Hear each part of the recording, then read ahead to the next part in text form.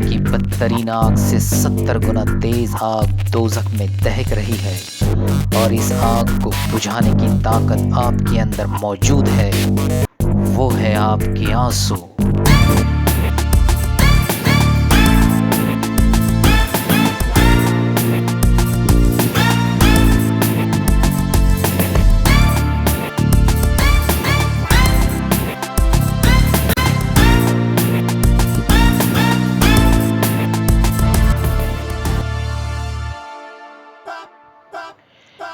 इंसान इस दुनिया में आता है तो रोते हुए आता है, ज़िंदगी जीता है तो गम और खुशी के पलों में रोता है, और जब इस दुनिया से रुखसत हो जाता है तो लोग उस पर रोते हैं। यानी इंसान का रोने से गहरा ताल्लुक़ है।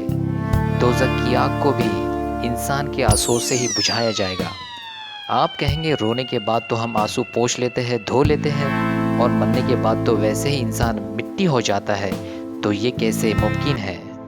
आप टेक्नोलॉजी के ज़माने में जी रहे हैं। आपको उसी अंदाज़ में बताता हूँ कि आपके आंसू कैसे हिफाजत कर लिए जाते हैं। मान लीजिए दानिश ने अमेरिका से संदीप को इंडिया में कुछ फाइल्स नेट के ज़रिए सेंड की। फाइल्स रिसीव करने के बाद संदीप ने कंफर्मेशन भेजी। कंफर्मेशन मिलने के बाद दानिश ने सारी फाइल्स डिलीट कर दी। ओरिजिनली जहाँ से भेजी गई थी वहाँ अब कुछ नहीं है, मगर ओरिजिनल चीज़ संदीप के पास हिफाजत से मौजूद है। ठीक उसी तरह से रोने के बाद आंसू का कोई वजूद हमें नज़र नहीं आता, मगर उन आंसुओं को खुदा अपने बेपनाह ताकत वुसअत से हिफाजत कर लेता है, और वक्त आने पर उन आंसुओं को दोज़ख की आग में डालकर उसे ठंडा कर देगा। मगर कौन से आंसू? क्या हर वो आंसू जिसे हम बहाते हैं? हरगिज़ नहीं। मेरी नज़र में ऐसे बहुत से लोग हैं जो मेरे पास आते हैं, अपना गम सुनाते हैं, रोते हैं और चले जाते हैं, और हमेशा से ही ये सिलसिला चल रहा है।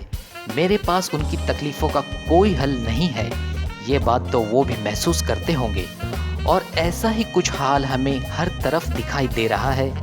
लोग आते हैं, रोते हैं, जिनके पास जाकर रोते हैं वो भी कहीं जाकर रोते होंगे, और आगे यही कहानी घूमते रहती है। इनमें एजुकेटेड क्या और अनपढ़ क्या, सबका हाल एक जैसा है। क्या करे, इंसान की फितरत में रोना है। रोकर उसका जहन हल्का हो जाता है और वो फिर से तरोताज़ा हो जाता है। शायद एक और आने वाली मुसीबत के लिए तैयार हो जाता है। रोना भी एक नेमत है। जिन्हें रोना नहीं आता उन पर हमें रोना चाहिए। अगर आप रोने का अंदाज बदल दें तो मैं कहूँगा कि आपको एक ऐसा सीक्रेट मिल गया है जिसके बिना पर आपके मसाइल आसानी से हल होते चले जाएंगे। माइकल ने अपने पापा से रिमोट कंट्रोल वाली लेटेस्ट कार की डिमांड की। पापा ने उसे लाकर दे दी, मगर माइकल ने कहा, पापा इस कार का मॉडल और कलर तो बोरिंग है। ये सुनकर माइकल के पापा नाराज़ हो गए। जॉन ने भी अपने पापा से कहा कि रिमोट कंट्रोल वाली कार चाहिए, मगर जॉन के पापा की फाइनेंशियल कंडीशन बहुत ख़राब थी। उन्होंने टूटी फूटी कहीं से पुरानी कार लाकर बेटे को दे दी। बेटा कार देखकर खुशी से मस्त हो गया और पापा से कहने लगा कि आपने तो मेरी फेवरेट कार लाई है, वाओ। ये सुनकर पापा की आंख से आंसू जारी हो गए। पापा ने दिल में अज़्म किया कि अगली बार मैं यकीनन वो कार गिफ्ट करूंगा जिसकी ये चाहत कर रहा है, और ऐसा ही हुआ। बेटे की शुक्रगुजारी ने उसकी हसरत को हकीकत में तब्दील कर दिया। हम लोग कमज़ोर, बेबस और लाचार लोगों के सामने रोकर अपनी हसरतें और अजीबोगरीब ख्वाहिशात का तज़किरा करके अपने वक़ार को मिट्टी में मिला रहे हैं। क्या आपके खून के आंसू इतने सस्ते हो गए हैं कि उन्हें मोहताजों के सामने बहा दिया जाए? जो मालिक सदियों से अरबों लोगों को एक साथ संभाल सकता है और ये बात उस पर कोई बोझ भी नहीं, उसके सामने क्या आपके आंसुओं की कोई कीमत नहीं होगी?